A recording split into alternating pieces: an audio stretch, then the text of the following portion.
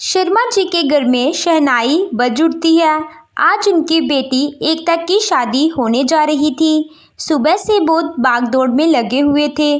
कभी सजावट तो कभी खाने की व्यवस्था तो कभी मेहमानों की आवभगत में लगे हुए थे।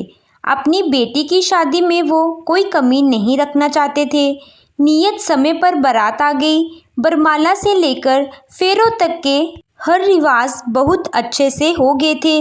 विदाई के वक्त एकता के मम्मी पापा और भाई भाभी की आंखें भर आई थी। वो भी दुखी मन से मायके से विदा होकर ससुराल आ गई थी। आते वक्त उसकी मम्मी ने यही शिक्षा दी थी कि अब वो ही तेरा घर है, उस घर में अपनापन और प्यार बनाए रखना। ससुराल में एकता का भव्य स्वागत हुआ। हर रस्म उसकी सास लता जी ने अच्छे से निभाई थी। एकता इतना अच्छा परिवार पाकर बहुत खुश थी। दूसरे दिन सभी रस्मों के बाद वो अपने कमरे में बैठी थी। तभी उसकी सहेली अंजना का फ़ोन आया, जो उसके हाल पूछ रही थी और गर्भवती होने के कारण वो उसकी शादी में नहीं आ पाई थी। तेरा मन तो लग गया ससुराल में, सब कैसे हैं? उसने पूछा। अभी तक तो सब ठीक हैं, फिर 2 दिन में क्या पता चलता है। साथ रहेंगे तभी तो कुछ पता चलेगा। सच यार, मैं तो इन औपचारिकताओं और रीति रिवाज से बहुत थक गई हूँ। रस्में हैं कि ख़त्म होने का नाम ही नहीं ले रही हैं। ससुराल वालों के नाटक ख़त्म ही नहीं होते हैं। अरे, रिवाजों को नाटक क्यों बोल रही है? शादी में होते हैं तो इन्हें अच्छे से कर, बार बार थोड़ी होंगे। अंजना ने समझाया और फिर पूछा, वैसे तेरी सास कैसी है? मुझे तो बड़ी ही गुणी लगती है। अब तुझे साथ रहने पर ही व्यवहार का पता चलेगा। हाँ, अभी फ़ोन रखती हूँ, लगता है दरवाजे पर कोई आया है। और एकता ने फ़ोन रख दिया। तभी एकता की ननद आकर कहती है, भाभी, कुलदेवी की पूजा के लिए मंदिर जाना है। अच्छी और बारी साड़ी पहनकर तैयार हो जाइए। क्यों, कोई हल्की साड़ी नहीं पहन सकते हैं क्या? बाहर कितनी गर्मी है, एकता ने कहा। हाँ, पर हम तो एसी वाली कार में जाएंगे और आएंगे और पूजा में ज़्यादा समय नहीं लगेगा। फिर मम्मी ने कहा है, उनको लगता है कि उनकी बहू अच्छे से पहन ओढ़ कर सज कर जाए। बड़ी वाली मोनिका भाभी भी ऐसे ही गई थी। एकता तैयार होकर सबके साथ चल दी और कुलदेवी की पूजा करके आई। वो यही देख रही थी कि उसकी सास लता जी का घर में बड़ा रोब है। सब उनके कहे अनुसार ही काम कर रहे थे। उनकी मर्जी से ही घर का काम होता है और सामान भी उनकी ही देखरेख में इधर उधर हो रहा था। लता जी ने 2-3 दिन में ही अपनी बेटी और बहू को निर्देश देकर शादी वाला घर अच्छे से व्यवस्थित कर दिया था। कुछ दिनों बाद वो भी रसोई के कामों में लग गई। जब भी खाना बनाना होता था तो मोनिका भाभी उनसे क्या बनाना है ये पूछकर आती थी। तो एकता कहती है कि हम क्या अपनी मर्जी से खाना भी नहीं बना सकते हैं? तो मोनिका समझाती कि बना सकते हैं, पर मम्मी जी सालों से घर चला रही हैं तो उन्हें पता है कि कब क्या बनाना है, किसको क्या पसंद है। उनके अनुसार बना देती हूँ तो मुझे भी तनाव नहीं रहता है। एक दिन लता जी भजन कीर्तन में गई थी और मोनिका बाजार। तो पीछे से एकता ने अपनी पसंद का शाम का खाना बना दिया। शाम के खाने में उड़द दाल देखकर सबने मना कर दिया। ये दाल तो बहुत हैवी होती है, रात को पचेगी ही नहीं, और आलू की सब्जी भी कोई रात को नहीं खाता है। ये सुनकर एकता का चेहरा उतर गया। तो लता जी ने कहा, बहू, तुम्हें एक बार मुझसे पूछ लेना चाहिए था या मेरे आने का इंतज़ार करना चाहिए था। ये घर मेरा है तो मेरे हिसाब से चलता है, मुझे ज़्यादा पता है। ये सुनकर एकता मन ही मन गुस्सा हो गई। उस दिन उसे बहुत बुरा लगा। वो अपनी गलती मानने की बजाय अपनी ही सास को दोष दे रही थी कि आखिर उन्होंने ऐसे कैसे कह दिया।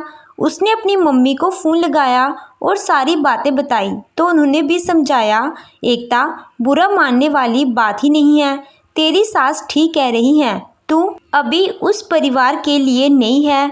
अगर खाना सासू माँ से पूछकर बना लेगी तो छोटी नहीं हो जाएगी। पर एकता अपनी ही बात पर अड़ी रहती है। दूसरे दिन प्रेस वाले ने घंटी बजाई और एकता ने सारे कपड़े प्रेस को दे दिए। दोपहर को जब प्रेस वाला कपड़े देने आया तो लता जी इतना बिल देकर परेशान हो गई। एकता, क्या तुमने सारे कपड़े दे दिए? प्रेस में वही कपड़े दिए जाते हैं जो घर पर प्रेस नहीं हो सकते, और तुमने चादर भी दे दी। ये तो फिजूल खर्ची हो गई। घर का बजट बनाकर चलना होता है, हर समय इस तरह अनदेखी नहीं कर सकते हैं। आगे से ऐसी गलती नहीं होनी चाहिए। तुम मोनिका से पूछ लेती, उसे तो घर की सभी बातें पता है। एकता मुंह बनाकर अपने कमरे में चली जाती है। उसे अपनी सास के दिशा निर्देश बिल्कुल भी अच्छे नहीं लगते हैं, और अब अपनी सास से चिढ़ने लगी थी, क्योंकि वो हर बात और हर काम में उसको टोक देती थी। कुछ दिनों के बाद उसका मायके जाना होता है। वहाँ उसकी भाभी हर काम में अपनी मर्जी चलाती थी। उसकी मम्मी कुछ भी कह तो उल्टा ही करती थी।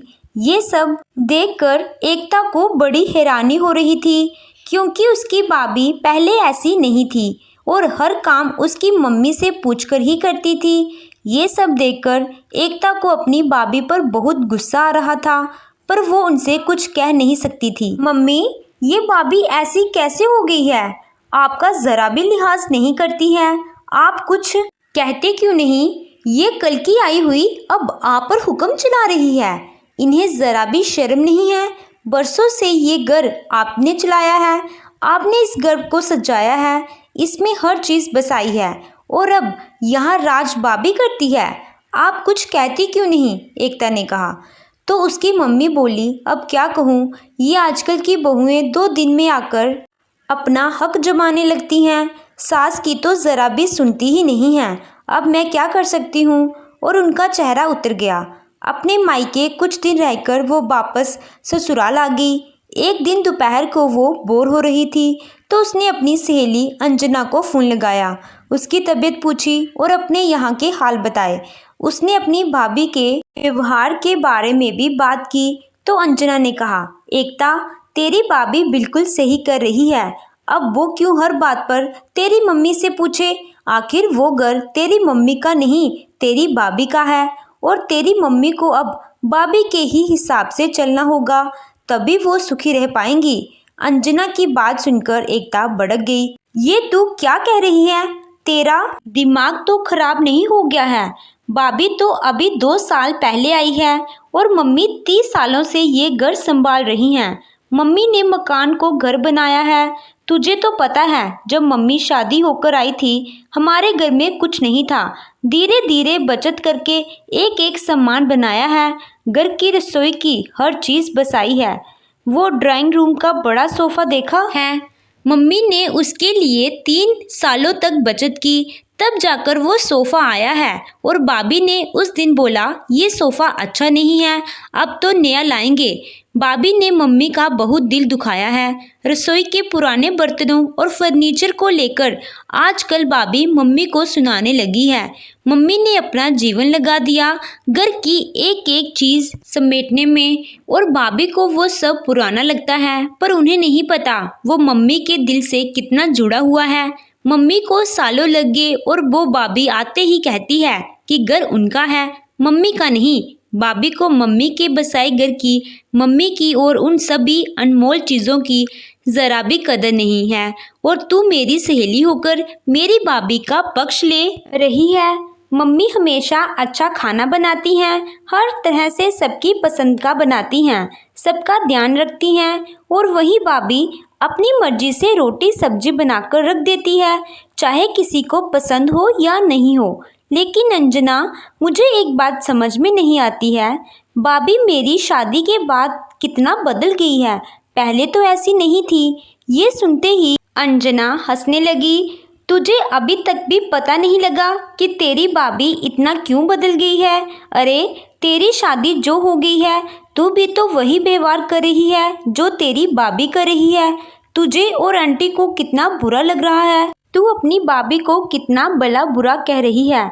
तू सोच, तेरी ननद और तेरी सास को भी कितना बुरा लगता होगा। तू अपनी मम्मी की जगह बस 2 मिनट अपनी सास को रख और फिर सोच, क्या तेरी सास ने ये घर नहीं बसाया? एक एक चीज़ अपने हिसाब से नहीं बसाई होगी। बड़े सामानों के लिए उन्होंने बचत नहीं की होगी। वो भी तो बहू बनकर आई थी। धीरे धीरे सास बनी और इस सफ़र के बीच उनकी अपनी दुनिया थी। उनका घर था, पति और बच्चे थे जो हमेशा उनके हिसाब से चल रहे थे। उनकी अपनी पसंद थी। इतने सालों की पसंद तुम चंद महीनों में बदलना चाह रही हो, ये क्या गलत नहीं है? अपनी सहेली अंजना के मुंह ये बात सुनकर एकता का दिमाग चकरा गया। आखिर वो भी तो वो ही कर रही है जो उसकी भाभी कर रही है। भाभी भी अब मम्मी की बात नहीं मानती है और उसकी उपेक्षा करती है। घर में हर बात पर अपनी ही चलाने की कोशिश करती है। उसमें और भाभी के व्यवहार में तो कोई अंतर ही नहीं है। एकता को अब रह रहकर अपनी सभी गलतियां याद आने लगी। उसे अपने व्यवहार पर शर्मिंदगी महसूस होने लगी थी। उसने फ़ोन रख दिया और फिर अपनी मम्मी को फ़ोन लगाया। मम्मी, आपने और भाभी ने मुझे बहुत अच्छी सीख दी है। आप दोनों ने मिलकर मेरी आंखें खोल दी हैं। अगर आप चाहती तो मुझे समझा सकती थी, पर शायद मैं आपकी मानती ही नहीं और ज़िद पर अड़ी रहती। पर जब मैंने अपनी आंखों से भाभी को मेरे जैसा ही व्यवहार करते देखा तो मुझे आपके लिए बहुत ही बुरा लगा। आपने मेरे सभी सवालों का जवाब दे दिया और मेरे मन की हर उलझन सुलझा दी। हर बेटी की तरह मैं भी चाहती थी कि मेरी भाभी मेरी मम्मी का सम्मान करे और उनके कहे अनुसार ही काम करे, पर मैं ये भूल गई थी कि मेरी ननद और सास की भी तो मुझसे कोई उपेक्षा होगी। आज एकता का मन हल्का हो गया था। अगली सुबह वो समय पर उठी और रसोई में जाने से पहले उसने लता जी से पूछा, मम्मी जी, आज खाने में क्या बनाना है? ये सुनकर लता जी और मोनिका दोनों को आश्चर्य हुआ कि आखिर आज एकता ने उनका मान कैसे रख लिया। तभी एकता खुद से ही बोल पड़ती है, मम्मी जी, मुझे माफ़ कर दीजिए, मैं आपको गलत समझ रही थी। मुझे लगा था कि आप सिर्फ हुक्म ही चलाती हैं, पर मुझे नहीं पता था कि आप तो इस घर की आत्मा हैं। ये घर सालों से आपके हिसाब से चल रहा है और अब आपके हिसाब से ही चलेगा। आप जब बहू बनकर आई थी तो आपको सालों लग गए थे ये आशियाना बनाने में, और हम बहुएं 2 दिन में ही कह देती हैं कि सासू माँ, ये घर अकेली आपका नहीं है, पर ये घर आपका ही रहेगा। मैं आपकी छांव में ही गृहस्थी चलाने के सारे गुण सीखूंगी, रिश्ते निभाना सीखूंगी। मोनिका भाभी तो समझ गई थी, पर मैं नहीं समझी थी कि घर के बुजुर्गों के निर्णय और उनके अनुभव ही एक घर को अच्छे से चलाते हैं। सासू माँ, ये घर आपका ही रहेगा। मैं बहू होकर ये भूल गई थी कि इस घर के लिए आपने दिन रात एक किए होंगे, कितने समझौते किए होंगे, सुख दुख का समय निकाला होगा, अपने बच्चों को जन्म देने से लेकर उन्हें पालने तक, फिर पाँव पर खड़ा करके उन्हें ब्याह किया होगा। वो क्या इसीलिए कि बहू आते ही आपसे आपका घर छीन ले? अब ऐसा नहीं होगा। मुझे अपने गलत व्यवहार के लिए माफ़ कर दीजिए। ये सुनकर लता जी चकित रह गई कि बहू में अचानक इतनी समझदारी कैसे आ गई। फिर उनकी अनुभवी आंखें पहचान गई कि ज़रूर ये बहू की माँ की शिक्षा है जो उन्होंने अपनी बेटी को दी है ताकि उसका घर बना रहे। लता जी ने अपनी समधन जी को फ़ोन लगाया और कहा, आपने अपनी बेटी को जो शिक्षा और संस्कार दिए हैं, काश वो हर माँ अपनी बेटी को दे तो हर सास का बुढ़ापा सुधर जाए। एकता भी अपनी मम्मी की तारीफ सुनकर खिल गई। दोस्तों, सिर्फ कहने मात्र से ही कोई घर अपना नहीं हो जाता है। उस घर को अपना बनाने के लिए उसमें अपना समय और जीवन देना पड़ता है। हर सास बनने से पहले बहू होती है और सालों की मेहनत के बाद उसका अपना घर अपना कहलाता है। तो दोस्तों, आपको ये कहानी कैसी लगी कमेंट करके ज़रूर बताएं। कहानी अच्छी लगी हो तो वीडियो को लाइक कीजिएगा, चैनल पे नए हो तो चैनल को सब्सक्राइब कीजिएगा। Thank you.